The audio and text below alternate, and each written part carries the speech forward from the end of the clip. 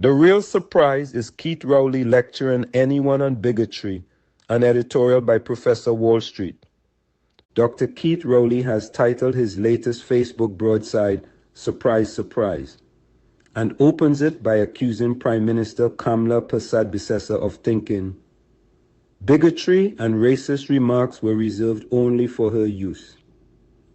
Coming from him, that is not a surprise. It is a punchline. For 10 years, from 2015 to 2025, this country listened to Keith Rowley say some of the ugliest, most demeaning things ever spoken from the office of Prime Minister. About women, about the police, about our Caribbean neighbors, about public servants, about anyone who dared question him, and he never once thought bigotry and insult were reserved only for his use. He assumed they were his to dispense freely, and he did. So for Rowley to now clutch his pearls over a single word and posture as a victim of racism is not commentary. It is the purest hypocrisy in modern Trinidad and Tobago politics. Here are 10 reasons the former Prime Minister has forfeited every shred of moral authority to lecture Kamala Persad-Bissessar on anything, least of all bigotry. 1. He used an actual racial slur on public airwaves, then plays the racism victim now. Rowley's whole post pivots on being called an Oreo. Set aside whether that stings.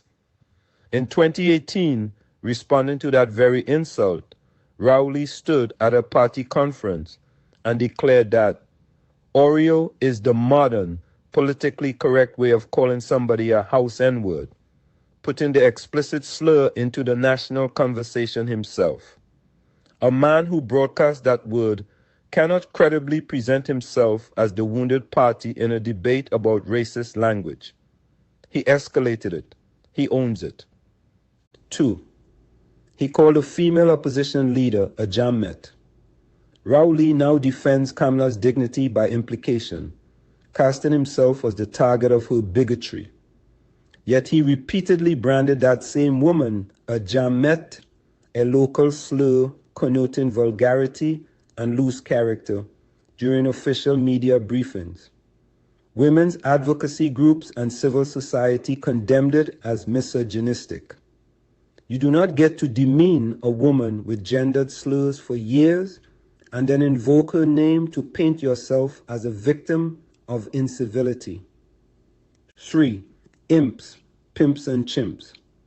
In October 2021, Rowley described the opposition leader and 19 sitting UNC members of parliament as her 19 imps, pimps and chimps. He dragged gender, sexuality and now with chimps aimed at a majority Indo-Trinidadian opposition, an unmistakable racial ugliness into the national parliament's business. Kamala herself called it distasteful and disgraceful. A man who said that has no standing whatsoever to lecture anyone about bigotry and racist remarks. 4. His golf course remarks blame women for the violence done to them.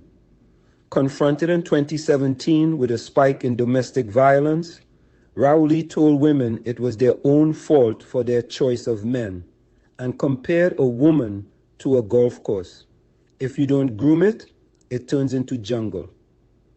That is not a leader defending the vulnerable. That is a prime minister mocking abused women from a public platform. The moral authority to lecture others on decency died the day he said it. 5. He insulted our Caribbean family as vagrants. Rowley's post wraps itself in the language of national sovereignty and dignity, decrying the wholesale prostitution of our nation's sovereignty. This is the same man whose flippant vagrants' remark about visiting CARICOM nationals sparked regional backlash and embarrassed Trinidad and Tobago across the very Caribbean community he claims to cherish. His concern for national dignity is selective and self-serving. 6. He smeared his own police officers as cowards hiding in the dark. Rowley now demands the government act decisively within the law and worries aloud about the machinery of the state. Yet as Prime Minister, he told the nation that police officers are so afraid of the criminals that they close the police station door, turn off the lights, and hide inside, a slur on the morale of the very officers he was responsible for. A man who tore down his own security services cannot pose as their principal defender now. 7. He branded critics, imps, and agents, and had to apologize. After the Guria drowning tragedy, Rowley's office labeled opponents, international bodies, and domestic critics, imps, and agents who were lying. He was forced to issue a formal apology. This is a documented pattern. Insult first, retract later. A man with that record, demanding humility and accountability from others, is a study in projection. 8. He dismissed every demand for evidence as donkey logic. Rowley's post loudly insists the government produce evidence and charge people or release them, a fair demand in principle.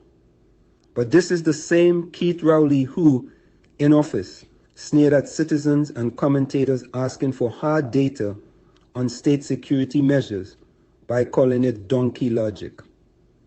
The standard he now wields against Kamala is precisely the standard he ridiculed when he was the one being asked to justify himself. 9. He weaponized race himself while condemning race baiting. Rowley dismissed opponents who raised racial equity as engaging in disdainful and backward race baiting.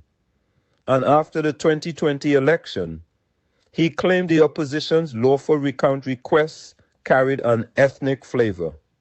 He was happy to inject race into politics when it suited him and to shut down race discussions when it did not.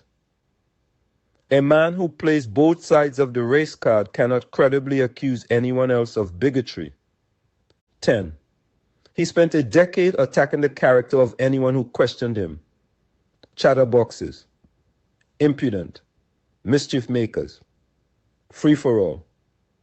Rowley's entire governance style was to marginalize grievances by insulting the people raising them rather than answering the substance.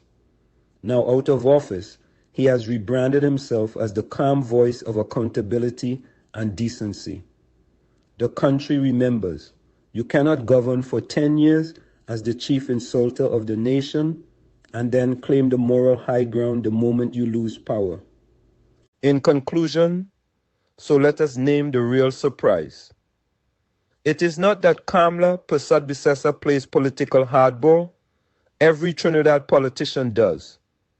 The surprise is the sheer nerve of Keith Rowley, of all people, presenting himself as a victim of bigotry and a champion of civility. This is the man of the House N-word broadcast, the Jam Met slur, the imps, pimps, and chimps, the golf course insult to battered women, the vagrant's jab at our neighbors, now wagging his finger about racist remarks as though the last decade never happened. Rowley is not merely a hypocrite.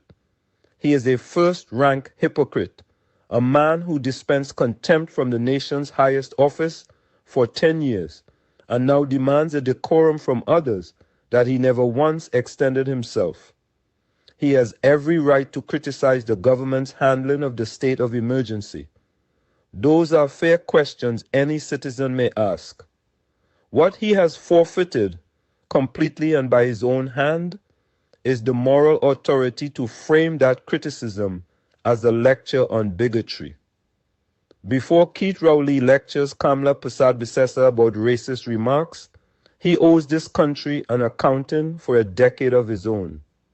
Until then, surprise, surprise is right, just not in the way he intended.